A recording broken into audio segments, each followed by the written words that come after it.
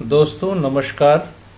YouTube में dad take की तरफ से बहुत बहुत स्वागत है। आज मैं बताऊंगा कि आईसी ड्राइवर को किस तरह से चेक करते हैं।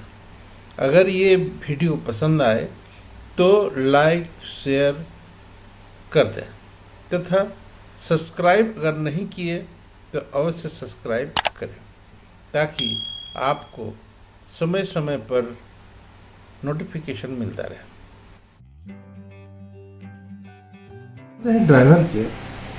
ड्राइवर में कोई भी पार्ट्स को जब हम चेक करते हैं, ये जानना जरूरी है कि कहाँ कितना वोल्टेज मिल रहा है। अगर वोल्टेज सही नहीं है तो उसका रिजल्ट सही नहीं मिलता है। इसके चलते अब हम सबसे पहले पार्ट्स की ओर जाते हैं। एक ड्राइवर में पहली बात है कि एसी जो हम सप्लाई देते हैं इसमें एक रेजिस्टेंस लगा होता है। इसको रेजिस्टेंस या रजिस्टर बोला जाता है।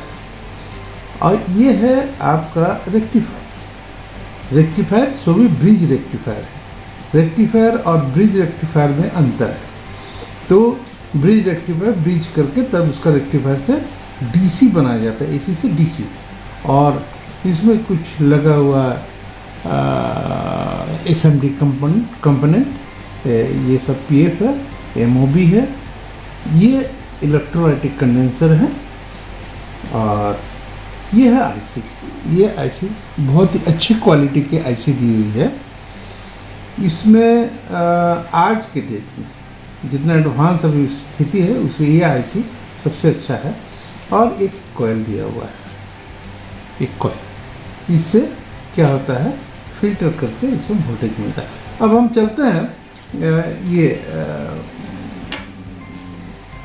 इसके कहाँ कितना वोल्टेज सप्लाई मिलता है ये जानना बहुत ज़रूरी है। और एक चीज़ पहले मैं बता दूं, इसमें जो आईसी लगा हुआ है, आईसी का जो ये नीचे लिखिएगा 1 2 3 4 पॉइंट है, ऊपर में 1 2 3। और तीसरी बात ये है कि पॉजिटिव, ये जो हमारा डीसी जो बन रहा है, एसी का दोनों पॉइंट ये है, दोनों इससे डीसी निकल रहा है। ये पोर्शन ये आपको पॉजिटिव की ओर चला गया है और ये नेगेटिव सप्लाई दे करके ही आगे बढ़ाया जाता है। अब हम कितना क्या वोल्टेज मिलता है और क्या सही होता है नहीं होता है, इसके बारे में मैं आपको नेक्स्ट बताऊंगा। इसके चलते मैंने ये पहले से सेट करके रखा जिससे कि समय बच सके। सबसे पहले हम मीटर को 750 एसी पर ले जाते हैं। 750 एसी पर ले जाते हैं और इसमें पावर सप्लाई देते हैं। पावर सप्लाई देने के बाद हम देखते हैं अभी कितना वोल्टेज आ रहा है। तो हम देख रहे हैं इसमें 220 लगभग वोल्टेज है। 20 फ्लक्चुएट थोड़ा कर रहा है। उसके बाद हम डीसी की ओर ले जाते हैं।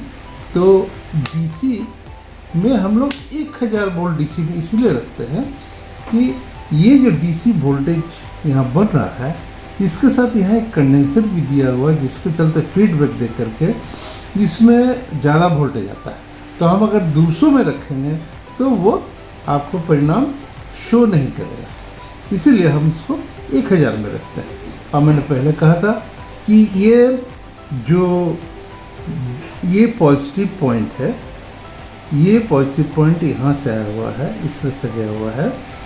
तो अब हम चेक करते हैं वोल्टेज की ओर। तो कितना दे रहा है, 278, 79, 80 इस तरह। अब बोलिएगा कि हमने तो 210 ही वोल्ट दिया था, तो ये बढ़ के से गया डीसी में। तो डीसी में बढ़ने का कारण है कि कंडेंसर दिया हुआ, कंडेंसर बूस्टअप करता है वोल्टेज को। तो हमारा ये आ रहा है 200 73 74। तो ये IC चारों पॉइंट से होते हुए जाता है। ये आपको पॉजिटिव चला गया दोनों, ये नेगेटिव दिया हुआ। इससे ये करंट उत्पन्न हो रहा है, कितना आ रहा है IC में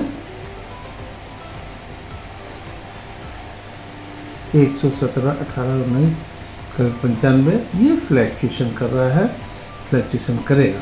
तब यहाँ पर एक कॉइल दिया हुआ है, ये कॉइल, ये कॉइल में जब हम देते हैं, यहाँ से यहाँ कॉइल में दिया हुआ है, ट्रांसफार्मर नुमा जैसे बना हुआ है, तो ये जा कर के यहाँ पर वोल्टेज को एक्यूरेसी लाता है।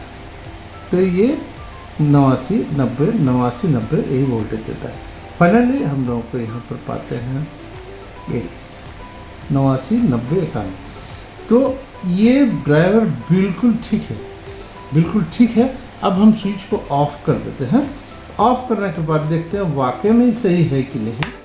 तो अब हम ये जो दोनों पॉइंट है जो कि असेंबली में जाता है, ये आपको ये इस लाइट में जो जाता है, इसको हम टेस्ट करेंगे तो चट देना आवाज़ करेगा।